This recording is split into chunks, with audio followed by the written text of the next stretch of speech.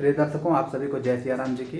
आज हम बात करेंगे कुंभ लगन कुंडली में कौन सा ग्रह अशुभ भाव का स्वामी होकर भाव विशेष से संबंधित अशुभता को देने वाला और कौन सा ग्रह शुभ भाव का स्वामी होकर उस भाव विशेष से संबंधित अपने में शुभ फल को ग्रहण करके शुभता को देने वाला होता है। इसके साथ साथ एक बार फिर से बता दूं कि प्रत्येक ग्रह अपने नैसर्गिक गुण धर्म और स्वभाव का फल शाश्वत रूप से करता रहता है, अर्थात वह कभी नहीं छोड़ता। अपने बलाबल के अनुसार जिन जिन चीज़ों का कारक है जातक को वह कारकत्व के अनुसार फल देने के लिए बाध्य होता है। आइए चर्चा करते हैं। कुंभ लगन की कुंडली है। लगनेश और द्वादशेश शनि जी बनते हैं। द्वादश भाव में शनि जी की साधारण राशि मकर राशि है और लग्न में शनि जी की मूल त्रिकोण राशि कुंभ राशि बनी हुई है।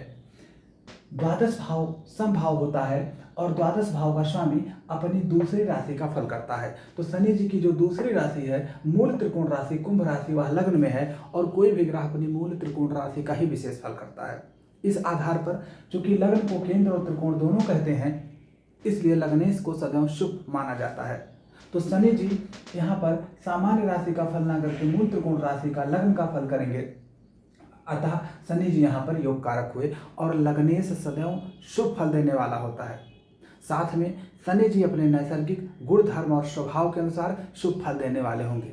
नैसर्गिक गुण धर्म और स्वभाव के अनुसार शुभ फल देने का मतलब ये होता है देरी से कोई चीज़ देंगे, संघर्ष करने के बाद देंगे, काफ़ी परिश्रम करने के बाद देंगे, काफ़ी कर्म और मेहनत करवाने के बाद देंगे। अगर कमज़ोर हुए तो काफ़ी बाधाओं के बाद, काफ़ी मुश्किलों के बाद, काफ़ी अवरोध और रुकावट के बाद किसी भी फल को देने वाले होंगे। चूँकि लग्नेश हैं इसलिए जरूर देंगे, इतना निश्चित है। बात करते हैं हम गुरु जी की। गुरु जी की दो राशियां हैं, एक तो धनु राशि, दूसरी मीन राशि। दूसरे भाव में मीन राशि साधारण राशि पड़ती है और 11वें भाव में आपकी मूल त्रिकोण राशि धनु पड़ती है। दूसरे घर का जो स्वामी होता है वह अपनी दूसरी राशि का फल करता है। इस आधार पर गुरु जी जो विशेष फल करेंगे वह त्रिशदाय भाव का फल करेंगे। तीसरा, छठा और 11वां भाव ये त्रिशदाय कहलाता है। तीसरा अशुभ भाव, छठा उससे अधिक अशुभ और 11वां भाव सर्वाधिक अशुभ भाव त्रिशदाय भाव में माना गया है। तो यहाँ पर दूसरे भाव का ना फल करके 11वें भाव का फल करेंगे, क्योंकि दूसरा भाव समभाव होता है।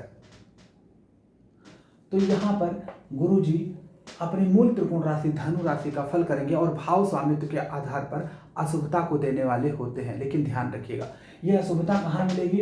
एक तो मार्केश है, दूसरा भाव मारक होता है और छठे से छठा होने से रोग ऋण शत्रु को यानी कि विशेषकर रोग को देने वाले होते हैं और लगने से भी कम संबंध रखते हैं।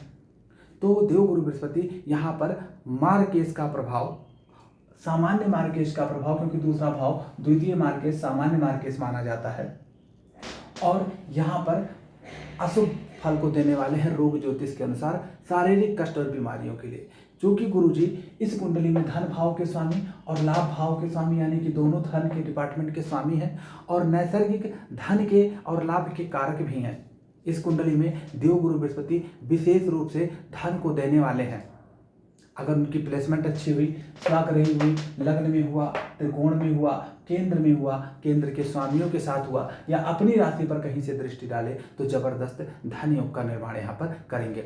भाग्य के कारक होते हैं, दैवीय कृपा के कारक होते हैं। तो इस कुंडली में जातक को भाग्यवश धन आगमन होता रहेगा। अगर विपरीत से विपरीत भी ग्रहों की स्थितियाँ हुई तब, और अगर गुरु जी और तमाम ग्रह की स्थिति अच्छी हुई तब तो कहने की ही बात क्या है।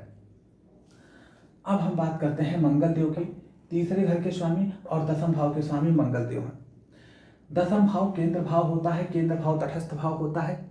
केंद्र भाव तटस्थ भाव होने से इसका स्वामी जहां बैठेगा उसी के अनुसार फल करेगा। दूसरा नियम, अगर कोई पापी ग्रह केंद्र का स्वामी हो तो उसका पापत्व, उसकी अशुभता कम होने लगती है। तो यहाँ पर मंगल अपना अशुभ प्रभाव छोड़ने के लिए बाध्य हो जाते हैं। लेकिन पुनः तीसरा घर त्रिशदाय का प्रथम त्रिशदाय होता है, अशुभ माना जाता है। तो आप कहेंगे अशुभ प्लस सम इक्वल टू मंगल देव यहाँ पर अशुभ फल ही देने वाले होते हैं और लगनेश के भी शत्रु हैं। तीसरा भाव मेहनत का, पराक्रम का, परिश्रम का है। 8वें से 8वां होने से बड़ी बीमारी का भी होता है और संघर्षों का भी होता है। तो मंगल जी यहाँ पर संघर्ष के बाद, मेहनत और परिश्रम के बाद ही कोई रिजल्ट देने वाले होते हैं। फिर वही चीज आ जाती है, लेकिन अगर मंगल जी यहाँ पर स्वग्रही हो गए तो विशेष योग बनाएंगे और जातक को अपने मेहनत, अपने परिश्रम से 100% सफलता देते हैं। क्योंकि यहाँ पर बात हो रही है भाव स्वामित्व के आधार पर शुभता और अशुभता को देने की। बात करते हैं शुक्रदेव की। शुक्रदेव की 2 राशियां हैं, एक तो वृषभ राशि, एक तुला राशि। वृषभ राशि आपकी पड़ती है चौथे भाव में, चौथा भाव केंद्र का होता है और केंद्र के स्वामी तटस्थ होते हैं।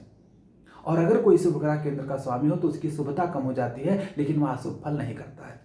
दूसरी बात, मूल त्रिकोण राशि त्रिकोण भाव में पड़ी हुई है, तो पहले नियम से सम भाव का स्वामी और शुभ, तो सम प्लस शुभ इक्वल टू देवगुरु, यहाँ पर यहाँ पर शुक्रदेव, दैत्याचार्य शुक्रदेव यहाँ पर शुभ फल ही देने वाले होते हैं, क्योंकि सम और प्लस शुभ भाव के स्वामी इक्वल टू शुभ, पहला नियम। दूसरा नियम, कोई भी ग्रह अपनी मूल त्रिकोण राशि का ही विशेष फल करता है, और शुक्र जी की मूल त्रिकोण राशि त्रिकोण भाव में पड़ी है और त्रिकोणेश सदैव शुभ होते हैं, तो इस आधार पर शुक्र जी यहाँ पर सदैव शुभ फल करने वाले होते हैं और लग्नेश शनि के मित्र भी होते हैं। बात करते हैं हम मिथुन राशि और कन्या राशि की। मिथुन राशि और कन्या राशि के स्वामी बुध देव होते हैं। यहाँ पर त्रिकोण के स्वामी होने से सदैव शुभ फल करेंगे और अष्टम के स्वामी होने से अशुभता, तो शुभ प्लस अशुभ इक्वल टू मिश्रित शुभ फलदायक। मिश्रित शुभ फलदायक इसलिए क्योंकि त्रिकोण के स्वामी सदैव शुभ फल करते हैं और अष्टम भाव पे मूल त्रिकोण राशि कन्या होने से अष्टम का जो बुरा फल होता है, अशुभ फल होता है, उसको अपने में समाहित करके बुध जी यहाँ पर फल करेंगे शुभ फल। मतलब अष्टम की अवरोध, बाधाएं, मुश्किलें, असफलताएं, संघर्ष के साथ त्रिकोणेश होने से सदैव शुभ फल करेंगे, क्योंकि त्रिकोण भाव में सामान्य राशि ही है और अष्टम भाव में मूल त्रिकोण राशि है, अतः मिश्रित शुभ फलदायक होंगे, क्योंकि अष्टम का फल जरूर करेंगे, क्योंकि कोई ग्रह अपनी मूल त्रिकोण राशि का ही विशेष फल करता है। तो इस आधार पर शुभ प्लस अशुभ इक्वल टू मिश्रित शुभ फलदायक बुध जी इस कुंडली में फल करते हैं। अब बात करते हैं छठे घर के स्वामी की, चंद्रमा की। छठे घर का स्वामी चंद्रमा है, अशुभ भाव होता है, लग्नेश शनि से शत्रु संबंध भी रखता है, तो यहाँ पर भाव स्वामित्व के आधार पर चंद्रमा अशुभ फल देने वाला होता है। लेकिन अगर चंद्रमा पक्ष बली हुआ, शुभ हुआ, तो चूंकि शुभ ग्रह जब होता है त्रिशदाय का स्वामी, तो वह शुभ फल ही देने वाला होता है। फिर भी भाव स्वामित्व के आधार पर छठा घर रोग ऋण शत्रु अवरोध रुकावट, जहां बैठेंगे वहां पर रोग ऋण शत्रु अवरोध रुकावट मुसीबतें देने वाले होंगे। उसके बाद ही निर्धारित होगा कि शुभ फल आएगा कि फाइनली अशुभ फल आएगा। बात करते हैं सप्तम भाव के स्वामी की। लग्नेश के शत्रु होने से सूर्यदेव मार्केश भी होना चाहिए, क्योंकि सप्तम भाव प्रबल मार्केश भाव माना जाता है।